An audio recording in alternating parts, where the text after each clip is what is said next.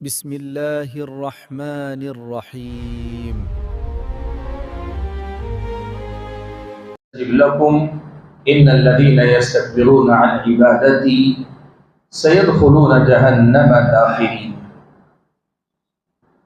محترم حضرات اور پردہ نشین خواتین اسلام، رب العالمین کی حمد و ثنا کے بعد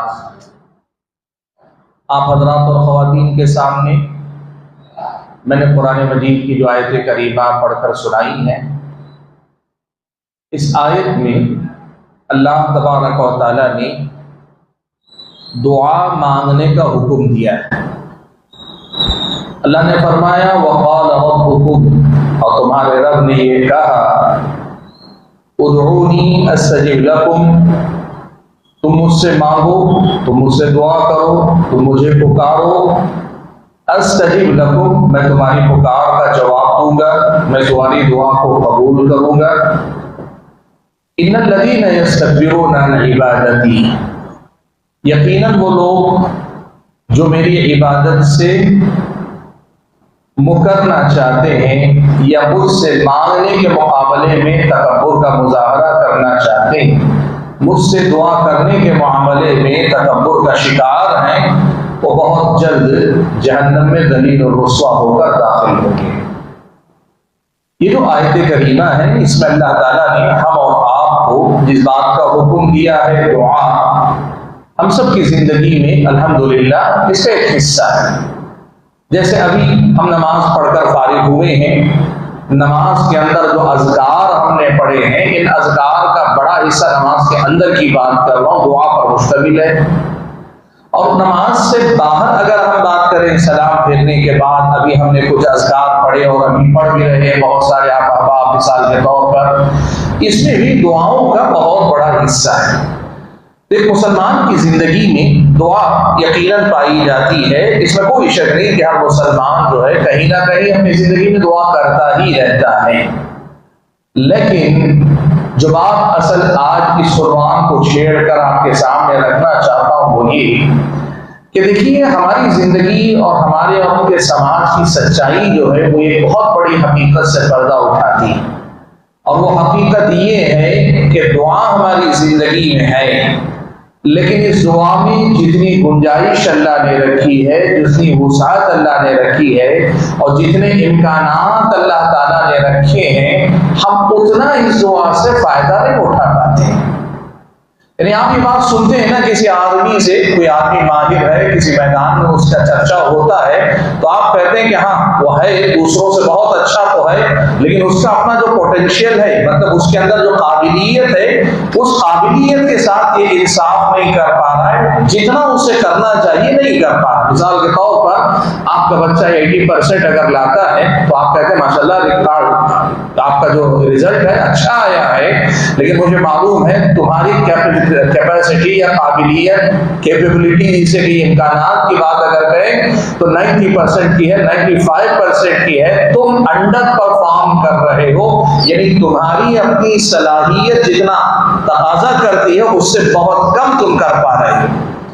بات جو میں اصل میں آپ کے سامنے رکھنا چاہتا ہوں وہ یہ کہ رب العالمین نے دعا کی شکل میں جو تحفہ، جو دولت، جو نعمت، جو سہارا، جو راستہ اللہ نے مجھ اور آپ کو عطا کیا ہے، سماج کے اکثر حضرات، اور ہو سکتا ہے اللہ معاف فرمائے ہم اور آپ بھی اس میں رہیں، اس دعا سے کما حقہ فائدہ نہیں اٹھا پاتے۔ رب العالمین نے اس دعا کے اندر جو بات رکھی ہے، جو کمال رکھا ہے، اس کا پورا استعمال نہیں کر پاتے۔ اس دعا کو ہم نے شاید کما حقہ نہیں پہچانا ہے۔ سبحان اللہ بھائیو، اگر ہم اور آپ پوچھیں دعا کو سادہ الفاظ میں کہیں تو کیا ہے؟ یہ بندے کی سیدھے اللہ تعالیٰ تک رسائی ہے، ڈائریکٹ اللہ تعالیٰ کے سامنے بندے کی پہنچ، اپنی بات سیدھے اللہ تعالیٰ کے سامنے رکھ دینے والی بات ہے۔ آپ ذرا اسی پہ رک کر سوچئے کہ دعا ایک ایسی چیز ہے کہ میرے رب سے سیدھے تعلق جوڑ دیتی ہے۔ کتنی بڑی بات ہے، کبھی آپ سوچ سکتے ہیں اس کا اندازہ؟ اللہ تبارک و تعالیٰ نے دین کے معاملے میں یہ ترتیب رکھی ہے، وحی الہی یا جسے کہیے دین، شریعت، اللہ تبارک و تعالیٰ کو کیا پسند ہے کیا ناپسند ہے، عبادت کیا ہے کیا نہیں ہے، حلال و حرام کیا ہے کیا نہیں ہے، یہ اللہ تعالیٰ ہی بتاتا ہے، لیکن اس کے بتانے کا ذریعہ اللہ تعالیٰ نے انبیاء اور رسول کو بنا کے رکھا ہے۔ ہر ایک کے پاس اللہ تبارک و تعالیٰ نہ الگ سے پیغام بھیجتے ہیں، نہ ہر کوئی اللہ تبارک و تعالیٰ سے براہ راست یہ علم یہ معلومات لینے کا اہل ہے۔ دین شریعت اللہ کی ہدایت اللہ کی طرف سے رہنمائی یہ لینے کا مسئلہ ہے، اللہ تعالیٰ نے اس کے لیے واسطے رکھے، اس کے لیے رسولوں کو اللہ تعالیٰ نے بیچ میں رکھا ہے کہ وہ انبیاء کے ذریعے ہم اور آپ تک پہنچے گا، لیکن جہاں تک بندوں کو اللہ تعالیٰ تک پہنچنے کا معاملہ ہے، رب العالمین نے قرآن و سنت نے اس مسئلے کو صاف رکھا کہ سیدھے تمہیں رب العالمین سے جڑنا ہے۔ یہی آیت جو میں نے آپ کے سامنے پڑھی، ادعونی استجب لکم، تم مجھے پکارو، استجب لکم، میں تمہاری پکار پر لبیک کہتا ہوں یا تمہاری پکار کو قبول کرتا ہوں۔ کتنی بڑی بات ہے، سبحان اللہ۔ میں نے کہا آج آپ یہاں سے جاتے ہوئے کچھ نہ سوچ کر جائے، صرف یہ سوچیں کیسی بڑی دولت اللہ نے دے دی مجھ اور آپ کو، ہم کیا، ہماری حیثیت کیا، رب العالمین کا مقام کیا، رتبہ کیا، ہم حقیروں کو اللہ تعالیٰ نے براہ راست اس تک رسائی عطا کی ہے، اس سے بڑی سعادت کیا ہو سکتی ہے، سبحان اللہ۔ کتنا بڑا مقام ہے، اور اصل مسئلہ یہ جو آج یاد دلانا تو یہ چاہتا ہوں وہ یہی کہ ہم نے اس دعا کی حقیقت، اس کی حیثیت اور اس میں ہمیں جو موقع اللہ نے دیا ہے اس کو شاید کما حق کو پہچاننے میں بڑی کوتاہی ہم اور آپ سے ہو رہی ہے، سبحان اللہ۔ آج دنیا میں آپ دیکھیے، دنیا کے ہمارے اپنے کاروبار، ہمارے اپنی سیاست، ہمارے اپنے معاملات میں کسی بھی اثر و رسوخ والے آدمی سے ہمارا رابطہ ہو جائے ہم خوش ہو جاتے ہیں۔ مثال کے طور پر کسی ڈپارٹمنٹ میں کوئی کام کروانا ہے، کوئی معقول آدمی ذریعہ بن جاتا ہے تو آدمی کہتے ہیں بھائی صحیح سورس مل گیا ہے، 50% تو میرا کام ایسے ہی نمٹ گیا۔ کسی بڑے آدمی تک پہنچنا ہے، آپ کسی M L A M P یا کسی سی ایم پی ایم سے ملنے کے لیے کوئی صحیح آدمی بیوروکریٹ میں کوئی مل گیا یا پولیٹیشین کے ساتھیوں میں مل گیا، آپ کیا کہتے ہیں، نہیں بھائی فلاں صاحب سے رابطہ ہو گیا ہے، ہمارا کام اب آسان ہو جائے گا۔ یہ حقیر سے بندے، ان کی حقیر سے اختیارات اور ان تک پہنچنے کے لیے کوئی ذریعہ مل جائے تو جو ہمارے اندر اعتماد آتا ہے، جو خوشی ہم محسوس کرتے ہیں، یہ سب ایک طرف رب العالمین تک میری اور آپ کی رسائی براہ راست ہے۔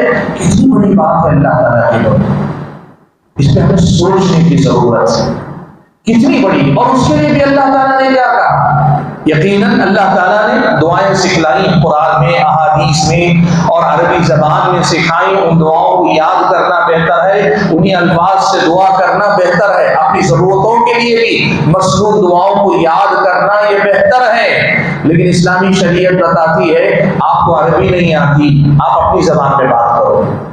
آپ کو اگر اپنی زبان میں بھی بولنا نہیں آتا، آپ جس انداز میں بول سکتے ہیں بولو، حتیٰ کہ وہ آدمی جو اپنے بچوں تک کوئی بات سمجھانا کی کوشش کر رہا ہے لیکن سمجھا نہیں پا رہا ہے، یا اپنی بیوی کو کوئی بات سمجھانا چاہتا ہے سمجھا نہیں پا رہا ہے، وہ اسی ٹوٹے پھوٹے انداز میں بھی اللہ تعالیٰ کو پکارتا ہے، اس کی بات جیسی وہ چاہتا ہے ویسے اللہ تعالیٰ تک پہنچ جاتی ہے۔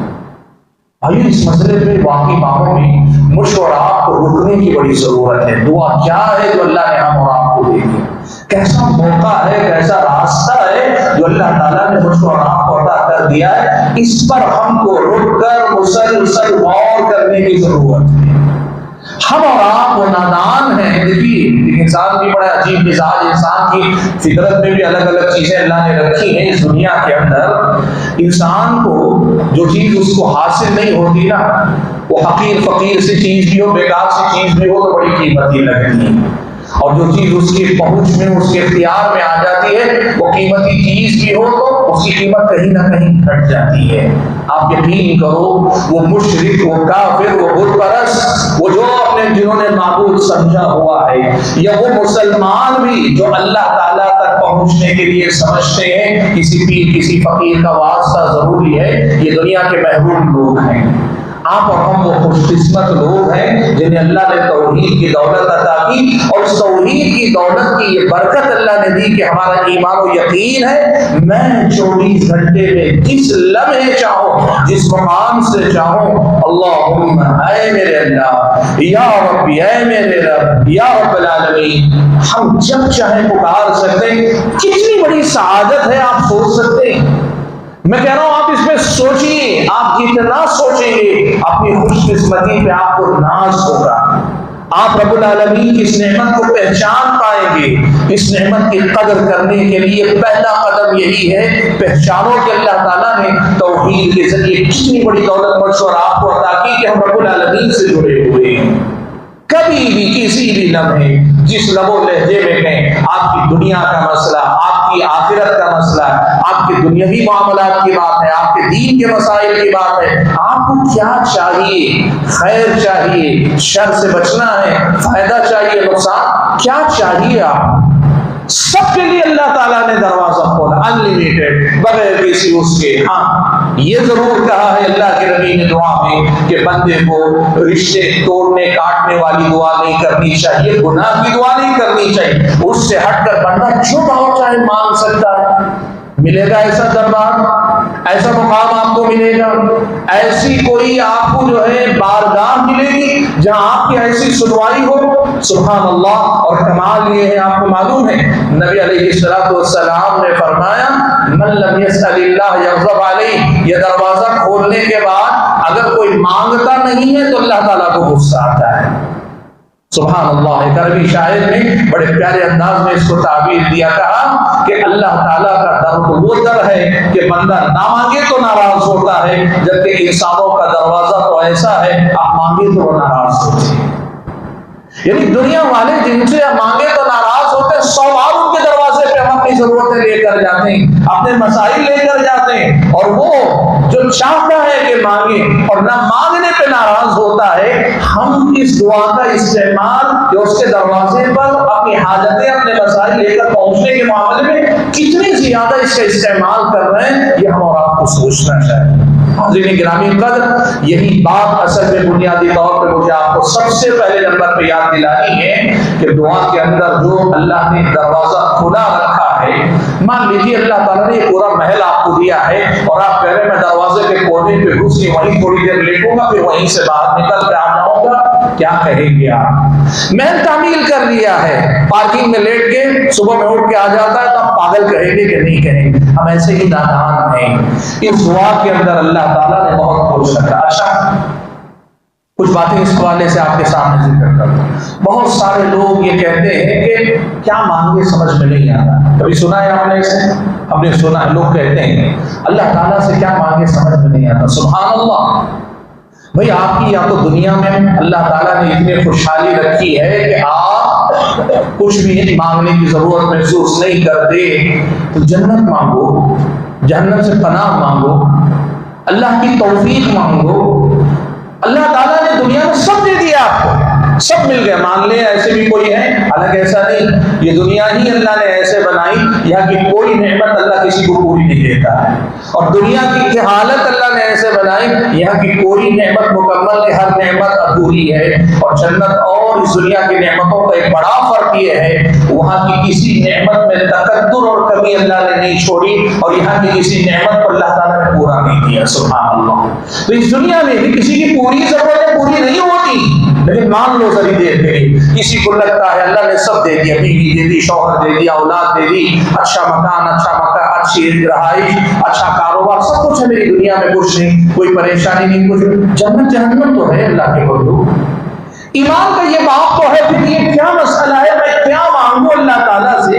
یہ کہنا اس بات پہ دلالت کرتا ہے کہ شاید ہم نے ابھی دعا اور دعا کی جو مقاصد یا اس کے ذریعے جو امکانات اللہ نے رکھے اس کو ہم نے نہیں آزمایا۔ سبحان اللہ۔ بھائیوں قرآن سنت پڑھ کر دیکھو، اللہ تبارک و تعالیٰ نے انبیاء علیہ السلام کی سیرتوں میں کچھ پہلو بڑے مکرر اللہ نے دہرائے، یعنی ہر نبی کی سیرت میں کہیں نہ کہیں اللہ تعالیٰ نے کچھ چیزوں کو دوہرا کے ذکر کیا ہے، اور ان میں سے ایک خاص بات یہ ہے یہ سارے انبیاء اللہ سے بکثرت دعا کرنے والے تھے۔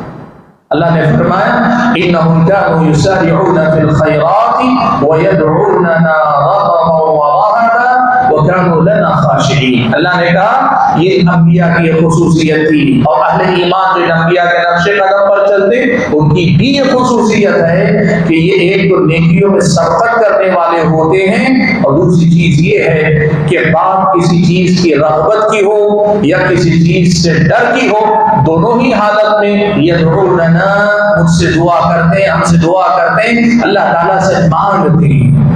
اور آپ یہ بات دیکھو، انبیاء نے ایسی دعائیں اور دعاؤں سے کیا کیا نہیں حاصل کر لیا انبیاء نے، یعنی ایسی چیزیں حاصل کر لی جس کو دنیا میں ناممکن کہا جاتا ہے، یا دنیا میں کہتے ہیں بہت مشکل ہے، اب کچھ ہونے والا نہیں۔ انبیاء نے بتایا کہ دعا ایسا راستہ ہے جہاں سے ایسی چیزیں بھی حاصل کی جا سکتی ہیں۔ آپ کو میں ایک دو تین مثالیں دیتا ہوں انبیاء کی سیرتوں سے، خود پیارے نبی صلی اللہ علیہ وسلم کی سیرت۔ سب سے پہلے آپ دیکھیں اللہ کے نبی صلی اللہ علیہ وسلم کی سیرت میں آپ کو ملے گا مکے میں دعوت و تبلیغ کا کام کر رہے ہیں۔ اللہ کے نبی صلی اللہ علیہ وسلم اللہ کے حکم سے اللہ کے دین کی تبلیغ کر رہے ہیں۔ مکے میں گنے چنے چند لاکھ اونچے طبقے سے سماج کے ذمہ دار، مالدار، اونچے حسب و نسب والے کم لوگ ایمان لائے، اور زیادہ تر غلام، لونڈی، کمزور لوگ، اچھے خاندان کے بھی ہوں تو سماج میں ان کا وزن کم، ایسے لوگ ایمان لائے۔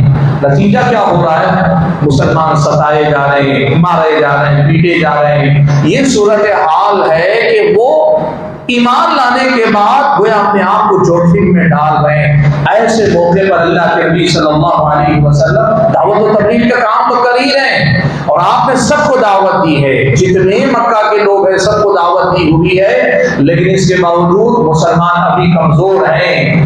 ایسے موقع پہ اللہ کے نبی ایک دعا فرماتے ہیں، اللہ کے نبی دعا فرماتے ہیں اللہم اعز الاسلام باحد العمرائے، اے اللہ تعالی عمر ابن خطاب اور عمرو ابن ہشام یعنی ابو جہل کا نام عمرو ابن ہشام، اے اللہ تعالی ان دو میں سے کسی ایک کے ذریعے اسلام کو تقویت عطا کر دے۔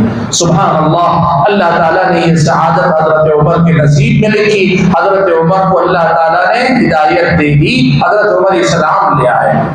صحابی کہتے ہیں حضرت عبداللہ بن مسعود اور دیگر صحابہ سے یہ بات آئی کہ جب سے عمر نے اسلام قبول کیا اس دن سے مکے میں ہم طاقت پر ہو گئے، اور اس دن کے بعد کبھی چھپ کر عبادت کرنے کی ہمیں ضرورت نہیں پیش آئی۔ سبحان اللہ، آپ یہ سوچیں، اس میں حضرت عمر کی فضیلت تو معلوم ہوتی ہے، لیکن یہ فضیلت یہ بھی معلوم ہوتی ہے وہ جو دعوت و تبلیغ کے ذریعے اللہ کے نبی محنت کر رہے تھے اس میں ایک بڑی تبدیلی آئی، دعا کی برکت سے اللہ تعالیٰ کو تبدیلی ہے۔ یعنی میدان میں جو کام ہو رہا تھا، اسلام کو جس تقویت کی ضرورت تھی، وہ کہاں سے اللہ کے نبی نے حاصل کیا؟ اللہ کے پاس سے دعا کے ذریعے اللہ کے نبی صلی اللہ علیہ وسلم نے حاصل کیا۔ یہ ہے میدان دعوت۔ میدان جہاد کی ایک مثال دیکھ لیں، اللہ کے نبی صلی اللہ علیہ وسلم مکہ سے مدینہ ہجرت کر کے آنے کے بعد پتہ چلتا ہے کہ مکے والوں کا ایک قافلہ شام سے لوٹ رہا ہے۔ اللہ کے نبی نے چنے چند صحابہ کو لے کر جاتے تاکہ قافلے کو روکا جائے اور ان کا جو مال وغیرہ ہے وہ حاصل کر لیا جائے، تاکہ یہ جو دشمن ہیں دشمنوں کے ساتھ جنگ کے معاملے بھی جائز۔ اللہ کے نبی نکلے، اللہ تعالیٰ کی تدبیر تھی، اللہ تعالیٰ کا فیصلہ تھا، وہ لشکر بچ بچا کر نکل گیا اور اس کے مقابلے میں مشرکین کا لشکر چلا ہے۔ اللہ نے ایک بات صاف طور پہ کہی، اللہ کا یہ فیصلہ ہے، دو میں سے کوئی ایک اللہ ضرور دے گا۔ تمہاری خواہش ہے کہ تمہارا سامنا قافلے سے ہو جائے، اور رب العالمین کا ارادہ اور فیصلہ یہ ہے کہ تمہارا سامنا دشمن کے لشکر سے ہو جائے۔ ہو گیا، جنگ کی تیاری کے بغیر جنگ کے میدان میں اترنا پڑ رہا ہے، ہتھیار نہیں ہے لیکن پوری تیاری کے ساتھ آئے ہوئے دشمن کا سامنا کرنا پڑ رہا ہے۔ تعداد کی بات کریں کم سے کم 3 گنا یا اس سے زیادہ لشکر سامنے ہیں، اور سب سے بڑی بات یہ کہ بدر تک آنے والے صحابہ کی اکثریت کے دل و دماغ میں ابھی جنگ کا کوئی خیال ہے ہی نہیں۔ اچانک ان سے کہا جا رہا ہے جنگ لڑنی پڑے گی، تو کیسی کیفیت ہے؟ یوں سمجھیے بغیر تیاری کے میدان جنگ میں اترنا، نہ فوجی اعتبار سے تیاری، نہ ذہنی اعتبار سے تیاری، نہ اسٹریٹجی بنا کر تیاری، کچھ نہیں۔ اچانک اللہ تعالیٰ نے جنگ کے لیے وہ ایک طرح سے حکم دے دیا یا وہاں حالات پیدا کر دیے۔ ایسے موقع پر اللہ کے نبی نے کیا کیا؟ صبح جنگ لڑنی ہے، رات میں اللہ کے نبی صلی اللہ علیہ وسلم ہاتھ اٹھائے گڑ گڑا کے دعا کیے جا رہے ہیں، دعا کیے جا رہے ہیں، دعا کیے جا رہے ہیں۔ تاریخ کی روایت اگر آپ مانیں تو حضرت ابوبکر صدیق نے یہ دیکھا اللہ کے نبی دعا کرتے کرتے اتنی شدت سے دعا کر رہے ہیں کہ آپ کی چادر نیچے گر پڑتی ہے۔ حضرت ابوبکر چادر اٹھا کے اللہ کے نبی کے کاندھے پہ دوبارہ ڈالتے ہیں اور یہ کہتے ہیں اللہ کے نبی بس سیدھی اللہ تعالیٰ آپ کی دعا قبول کرے گا، سبحان اللہ۔ اور آپ دیکھیے وہ جو دنیا کے اعتبار سے ایک مشکل یا ناممکن جنگ سمجھی جا رہی تھی، جیتے بھی تو اتنے شان سے جیتے کہ کفر کے سرغنے 70 کے 70 مٹا دیے گئے۔ اتنی بڑی کامیابی کہاں سے ملی؟ دعا کے ذریعے اللہ تعالیٰ نے عطا کی۔ اور یہ صرف قومی اور ملی زندگی کی بات نہیں، اللہ کے نبی کی اپنی زندگی میں آپ دیکھیں، پیارے نبی صلی اللہ علیہ وسلم، اللہ کے نبی صلی اللہ علیہ وسلم پر جادو ہوا۔ کیوں ہوا؟ اللہ کا حکم، اللہ کی مرضی۔ جادو کے ذریعے اللہ تعالیٰ نے بہت ساری حقیقتوں کو ثابت کیا۔ سب سے پہلے تو یہ کہ نبی علیہ السلام بشر ہیں، اور یہ بھی کہ اللہ کی مرضی سے نبی کو بھی تکلیف پہنچ سکتی ہے، یہ بھی کہ جادو کی حقیقت ہے، اور یہ بھی کہ جادوگر جو چاہے وہ نہیں کر سکتے۔ وہ یہودی جنہوں نے جادو کیا تھا وہ اللہ کے نبی کو تو ختم کر دینا چاہتے تھے، لیکن ابن قیم نے لکھا ہے کہ جو اثر ہوا اللہ کے نبی پہ، بس اتنا اثر ہوا کہ اللہ کے نبی کوئی کام نہیں کیے ہوتے، آپ کو خیال آتا شاید میں نے یہ کر لیا ہے، اور یا نہیں کیے ہوتے اور آپ کو لگتا شاید میں نے نہیں کیا ہے۔ ابن قیم نے خاص طور پہ تعیین کے ساتھ لکھا ہے یہ معاملہ بھی عام نہیں تھا، میاں بیوی کا جو خاص رشتہ ہوتا ہے شب گزاری، اللہ کے نبی امہات المومنین کے ساتھ شب گزاری کر چکے ہوتے، اور آپ کو خیال آتا کہ شاید میں نے آج کی رات شب بازی نہیں کی ہے، یا آپ نہیں کیے ہوتے آپ کو خیال آتا کہ شاید میں نے شب بازی کری، بس اتنا ہی اثر ہو پائے۔ تو اللہ نے یہ دکھانا چاہا کہ جادوگر جو چاہے نہیں کر سکتا، اللہ تعالیٰ دنیا کی آزمائش کے لیے جتنی گنجائش دے اتنا ہی وہ کر پاتے، اس سے زیادہ نہیں کر پاتے، اور اس سے آگے بڑھ کر کسی پر جادو ہو جائے تو علاج کا کیا راستے ہو سکتے ہیں یہ سب بتانا ایسی دسیوں حکمتیں تھی۔ مختصر یہ اللہ کے نبی صلی اللہ علیہ وسلم پر جادو ہوا۔ علاج اللہ کے نبی نے کیسے کیا؟ قرآن اگر آپ پڑھیں، احادیث اگر آپ پڑھیں تو آپ کو پتہ چلے گا کہ معوذتین کی فضیلت اللہ نے حضرت جبرائیل کے ذریعے بتائی۔ حضرت جبرائیل رقیہ کرتے تھے، یعنی معوذتین پڑھ کر پھونک مارتے تھے اللہ کے نبی صلی اللہ علیہ وسلم پر۔ لیکن اللہ ابن قیم نے اپنی کتاب بدائع الفوائد میں اس مسئلے پہ گفتگو کرتے ہوئے لکھا ہے اللہ کے نبی صلی اللہ علیہ وسلم کو اللہ نے شفا دی تو دعا کے ذریعے اللہ نے شفا دی، یعنی جادو کے اثر سے اللہ کے نبی صلی اللہ علیہ وسلم جو آزاد ہوئے، جو تھوڑا بہت اثر تھا اس سے بھی اللہ نے آزادی دی، تو کس کے ذریعے دی؟ دعا کے ذریعے دی۔ حدیث میں تفصیل ہے، اللہ کے نبی صلی اللہ علیہ وسلم رات لیٹے ہوئے تھے، دو فرشتے آئے، بہت دعا اللہ کے نبی نے کی، خوب دعا کی، ویسے ہی دعا کرتے تھے، لیکن ایک رات آپ نے بِالْحَاءِ وَإِسْرَاء اللہ کے سامنے گڑ گڑا کے دعائیں کی، اور اس کے بعد اللہ کے نبی لیٹے ہوئے تھے، دو فرشتے آئے، ایک آپ کے پیروں کے پاس، دوسرا آپ کے سامنے کھڑا ہو گیا، آپس میں بات چیت کرنے لگے۔ ایک نے پوچھا کیا ہوا ہے، دوسرے نے کہا جادو ہوا ہے۔ کس نے کیا ہے؟ فلاں نے کیا ہے۔ کس چیز میں کیا ہے؟ فلاں فلاں چیز میں کیا ہے۔ وہ کہاں دفن کیا گیا رکھا ہے؟ کہا وہ جو فلاں کنواں ہے میرے دربار وہاں جو ہے رکھا گیا ہے۔ یوں سمجھی کہ ساری بات ابن قیم نے حدیث کو اکٹھا کر کے لکھا ہے کہ اللہ کے نبی کو شفا اگر ملی تو دعا کے ذریعے ملی۔ سبحان اللہ۔ آج آپ دیکھ لو ہمارے سماج میں بھی ویسے تو بہت سارے لوگ جھوٹ بول کے دعوے بھی کرتے ہیں، نفسیاتی بیماریوں کو بھی جن جادو کے سر ڈال دیتے ہیں، یہ غلط ہے، لیکن واقعتاً جنہیں جادو کا اثر ہے جو ہو سکتا ہے، یا جن کسی کو واقعی ستا رہا ہے، آج ہم میں سے کتنے ہیں جو اس دعا کے پوٹینشیل کو استعمال کرتے ہیں، یعنی اس دعا کے اندر جو امکانات ہیں ان کا استعمال کرتے ہیں۔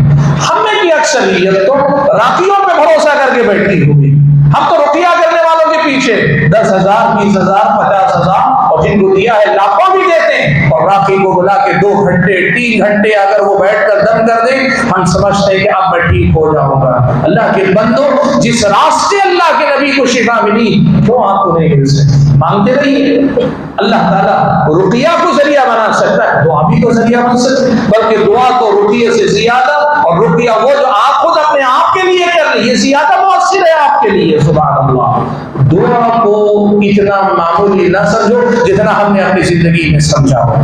حضرت ابراہیم علیہ السلام کو اللہ تعالیٰ نے بے اولاد رکھا، کب تک؟ 80 سال کی عمر تک بے औलाद थे, लेकिन अल्लाह तबारक व तआला से दुआ मांगते रहे, अल्लाह ताला ने औलाद दी। हजरत ज़करिया बे औलाद थे, दुआएं मांगते रहे, अल्लाह ने दुआ को कबूल की।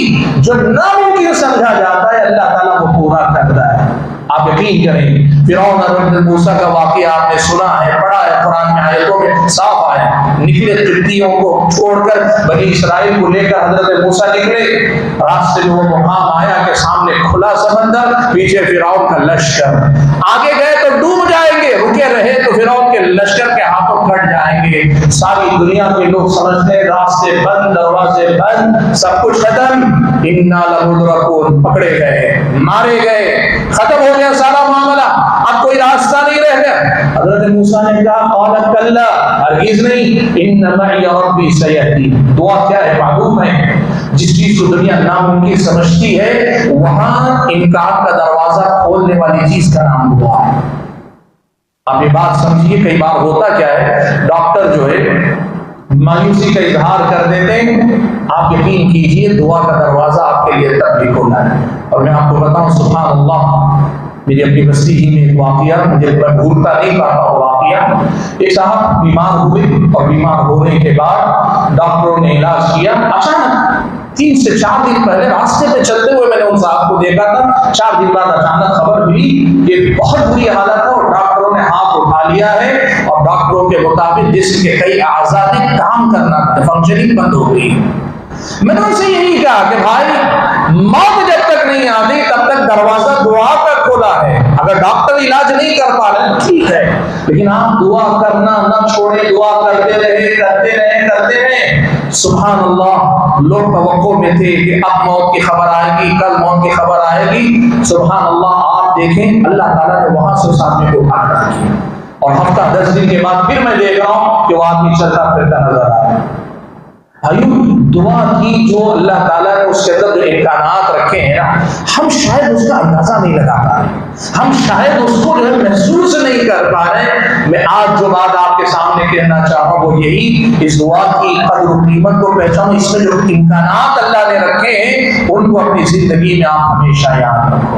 अच्छा, यहाँ कुछ बातें दुआ के साथ जिक्र कर लेनी मुनासिब है, मैं उनको भी एक दफा 10 मिनट रोज जिक्र करके बात को समेटने की कोशिश करता हूँ। एक बड़ी अहम बात याद रखो, एक बात है दुआ कबूल होती है कि नहीं होती। अक्सर लोग कहते हैं बड़ी हम दुआएं करते हैं, दुआएं कबूल नहीं होती। इस सिलसिले में कुछ बुनियादी बातें अहादीस में हमको सिखाई गई। एक बात अल्लाह के नबी ने ये बताई, कहा दुआ करो तो इस यकीन के साथ दुआ करो कि अल्लाह ताला दुआ कबूल करेगा, यकीन के साथ करो।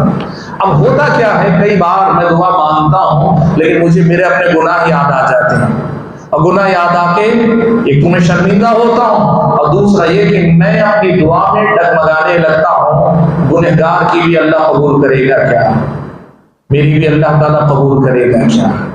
देखो ये वो रास्ता है जहां से शैतान हम और आपको वरगलाता है। हालांकि शैतान खुद जानता है अल्लाह ने शैतान की दुआ कबूल की या उसकी तलब अल्लाह ने पूरी की या उसकी मांग को अल्लाह ताला ने मंजूरी दी, शैतान जानता है, लेकिन इसके बावजूद हमारे दिल में वसवसे डालता है तुम गुनहगार हो, तुम्हारी दुआ अल्लाह कबूल नहीं करेगा। यकीन से दुआ करो, आप यकीन के साथ दुआ करो, अल्लाह ताला दुआ कबूल करेगा, पहली बात। और दूसरी बात जो बड़ी अहम है, इसको याद रखो। देखो एक चीज है जिसे हम और आपने गलत अंदाज में समझा हुआ है, वो है दुआ की कबूलियत का मतलब क्या है। हमारे पास जो मतलब है वो ये है कि हम जो मांग रहे हैं वो हमें मिल जाए, ये दुआ की कबूलियत। औलाद मांगने वाला कहता है मुझे औलाद मिल गई, अल्लाह ने मेरी दुआएं सुन ली। बीमारी से शिफा मांगने वाला कहता है मुझे अल्लाह ने शिफा दे दी, अल्लाह ने मेरी दुआ सुन ली। हदीस में अल्लाह के नबी सल्लल्लाहु अलैहि वसल्लम बताते हैं ये यकीनन दुआ की कबूलियत है, लेकिन सिर्फ किसी को दुआ के कबूल करना नहीं कहते। दुआ की कबूलियत के 3 तरीके अल्लाह ताला ने बयान किए। अल्लाह 3 तरह से दुआ कबूल करता है।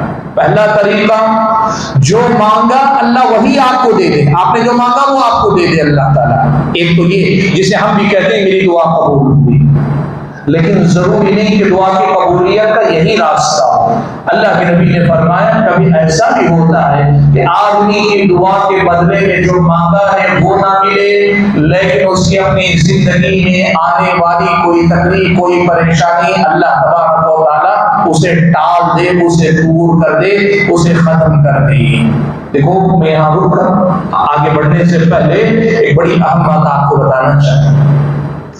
جن دنوں اللہ معاف فرمائے، اللہ حفاظت فرمائے، جن دنوں ملک کے اندر صبح و شام کوئی نہ کوئی لنچنگ کی، موب لنچنگ کی جو خبریں آتی تھی نا، ان دنوں کی بات ہے ایک صاحب سے میری ملاقات بھی، بڑے نامور آدمی تھے اور بہت کچھ لکھنے پڑھنے والے آدمی، تو بیٹھ کر بات کرنے لگے تو کہنے لگے کہ مولانا اللہ تعالیٰ تو کہتا ہے، وہ اسی انداز میں بات کرتے ہیں، اللہ تعالیٰ تو کہتا ہے کہ ایمان والوں میں سے کوئی بھی اگر قسم کھا لے، اللہ اس کی قسم کی لاج رکھنے کے لیے اپنے فیصلے بدل دیتا ہے۔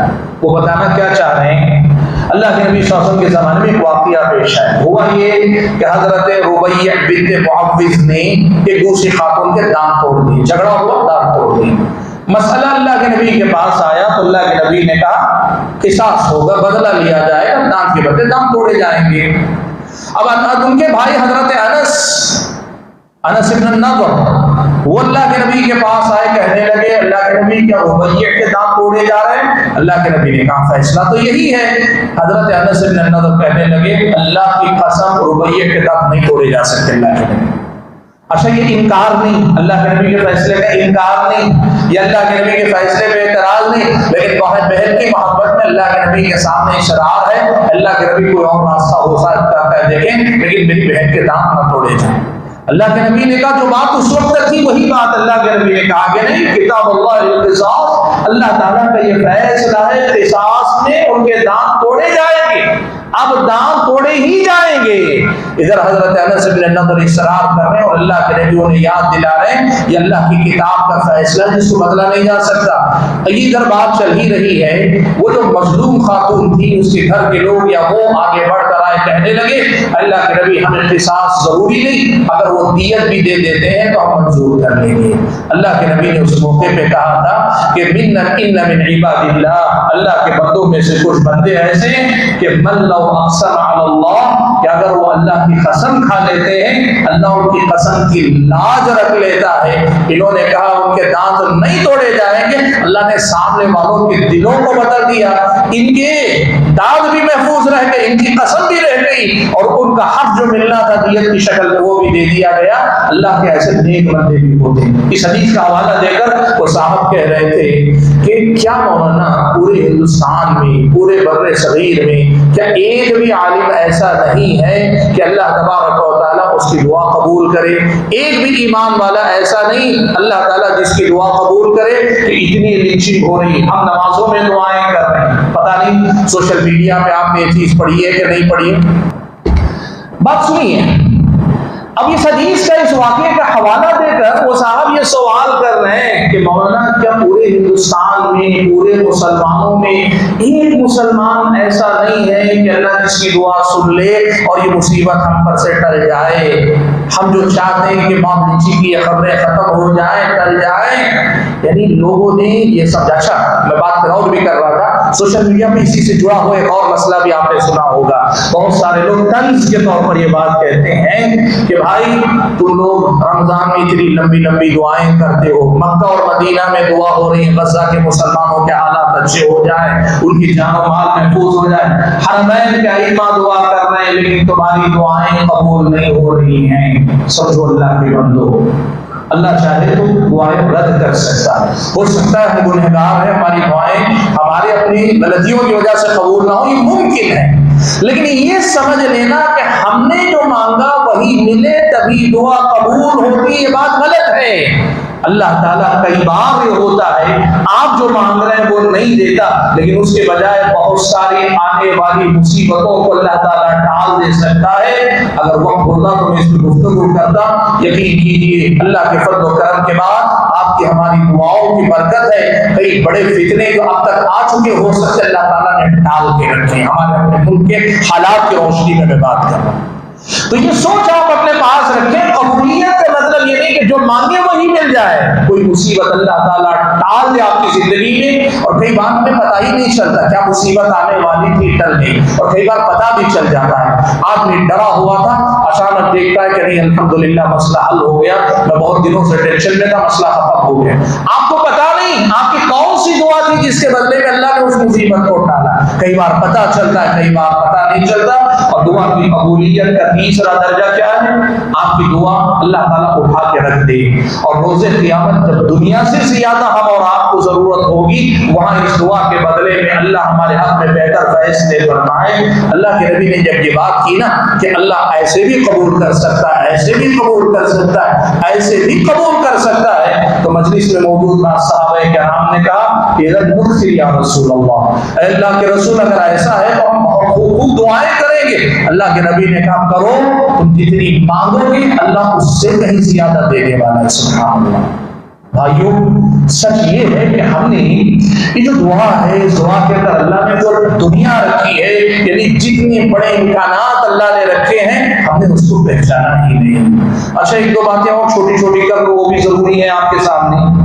ایک مسئلہ یہ ہے کہ کچھ لوگ جو ہے دعا نہیں مانگتے, دعا ہی نہیں مانگتے. میں بتا دوں, دعا نہیں مانگنے کا مطلب نماز کے بعد بیٹھ کر ہاتھ اٹھا کر دعا مانگنا ہے, یہ نہیں مطلب.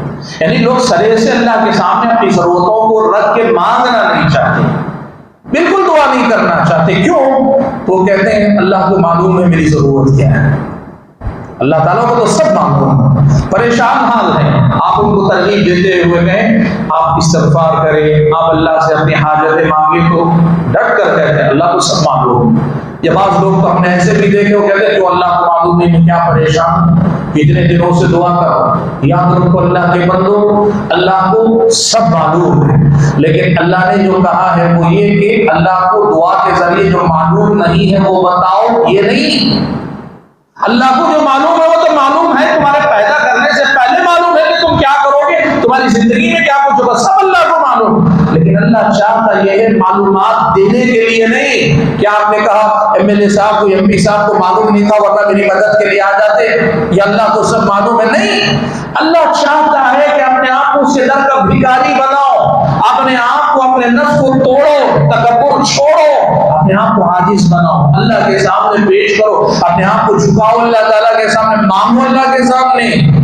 یہ جو تکبر ہے, یہ وہی بات ہے جو قرآن کی آیت اللہ نے کہی ان الذین یستکبرون عن عبادتی سیدخلون جہنم داخلین. جو میری عبادت کے مقابلے یا مجھے دعا کرنے, مجھ سے مانگنے میں تکبر کا مظاہرہ کرتے ہیں, وہ ذلیل ہو کے جہنم میں جائیں گے. سبحان اللہ. بھائیو, یہ مسئلہ. اور دوسری غلطی, بہت سارے لوگ یہ سمجھتے ہیں دعا آخری امکان ہے یا آخری سہارا. یعنی آدمی سمجھتا ہے پہلے میں اپنی تدبیر سے کام کروں گا, اپنے تعلقات اثر و رسوخ کا استعمال کروں گا, یا کسی اچھے آدمی سے ایڈوائز لے کے, مشورہ لے کے کام کروں گا سب پر. جب کسی راستے حل نہیں لیتا تب پھر اللہ کے سامنے آ کے ہاتھ اٹھاؤں گا, اللہ میں نے سب آزما لیا, اب تو بچا ہے. نعوذ باللہ. اللہ کے بندو, دعا آخری آپشن کا نام نہیں. ہر کام سے پہلے دعا, ہر کام کے ساتھ اللہ کی نور سے دعا, اور ہر کام کے بعد اللہ تعالیٰ سے دعا. ایک ایسا رشتہ اللہ سے جوڑ لو کہ جس رشتے میں ہمیشہ آپ اللہ تعالیٰ سے بندھے رہیں, اللہ تعالیٰ سے جڑے رہیں. ایسا اس دعا کے سلسلے میں توجہ دینے کی ضرورت ہے. بھائیو, آپ اگر احادیث پڑھیں نا, اللہ کے نبی نے دعا کی طرف توجہ دلاتے ہوئے اتنی بڑی بات اللہ کے نبی نے کہی ہے کہ پتہ نہیں ہم ان سب باتوں کو سننے کے بعد بھی کیسے اس کے سلسلے میں بے توجہی کا شکار ہوتے ہیں. اللہ کے نبی نے بات بتائی, دعا ایسا راستہ ہے تقدیر کے فیصلے بدل سکتے ہیں. سبحان اللہ. یعنی اللہ نے جو لکھا ہے ہمارے مقدر میں, اس کو اللہ تعالیٰ ہماری دعاؤں کے بدلے میں بدل کر نئے فیصلے, بہتر فیصلے اللہ تعالیٰ ہمارے حق میں کر سکتا ہے. ہماری دنیا کے بارے میں ہو, ہماری آخرت کے بارے میں, دعا ہماری تقدیر کے فیصلے بدلوا سکتی ہے. اب اتنی ساری باتیں سننے کے بعد بھی اگر دعا کے سلسلے میں ہم اور آپ کمی کریں, کوتاہی کریں, غفلت برتیں, لاپرواہی سے کام لیں, یا یوں سمجھیں کہ بس ایسے ہی براہ راست تعلق رکھیں, اس کو کیا کہا جائے؟ یہ ہماری نادانی ہے کہ نہیں؟ اسی لیے اللہ تعالیٰ کے بندو, کثرت سے اللہ تعالیٰ سے دعا کرو. اور دعا کا سب سے بہترین طریقہ کیا ہے معلوم ہے؟ وہ جو دعائیں, جو اذکار جو اللہ کے نبی نے سکھائے ہیں, نماز خود دعا, اور نماز سے پہلے بعد میں مختلف دعائیں, اور نماز کے علاوہ بھی دیگر معاملات میں جو دعائیں سکھائی ہیں, ان دعاؤں کو یاد کر کے کرو. اور اگر یہ نہیں ہے, یاد نہیں یا بر وقت آپ کو پتا نہیں کہ ضرورت کے لیے کوئی دعا سکھائی گئی ہے یا نہیں، آپ اپنی زبان میں اپنے انداز میں اللہ تعالیٰ سے مانگو، لیکن دعائیں کرو۔ سبحان اللہ، حقیقت یہ ہے کہ بہت بڑی دولت، بہت بڑی نعمت، بہت بڑی نوازش اللہ کی طرف سے، بہت غیر معمولی تحفہ، اور اللہ کی طرف سے ایک ایسا راستہ جو کبھی بند نہیں ہوتا اللہ کی طرف سے۔ ہم بندے اپنے اوپر بند کر لیتے ہیں، اپنی غلطیوں سے بند کرتے ہیں یا اپنی غفلت اور لاپرواہی سے۔ ہمیشہ کھلا ہوا دروازہ اللہ نے دے دیا ہے، اب یہ ہم پر ہے کہ ہم اس راستے سے کتنا اپنے لیے حاصل کر پاتے ہیں۔ رب العالمین سے دعا کیجیے کہ اللہ تعالیٰ مجھے اور آپ سبھی حضرات اور خواتین کو اس دعا میں جو امکانات، جو تاثیر، جو اللہ تعالیٰ نے امکانات رکھے ان کے مطابق اس سے بھرپور فائدہ اٹھانے کی مجھے اور آپ کو توفیق عطا فرمائے، ہمیں کثرت سے دعا کرنے کی توفیق عطا کرے، اور جو دعائیں ہم اور آپ کرتے ہیں اللہ تعالیٰ اپنے فضل و کرم سے ان کو قبول فرما لے، ہم اور آپ کو اللہ تعالیٰ کہنے اور سننے سے زیادہ عمل کرنے کی توفیق عطا فرمائے۔ آمین۔ وآخر دعوانا الحمد للہ رب العالمین۔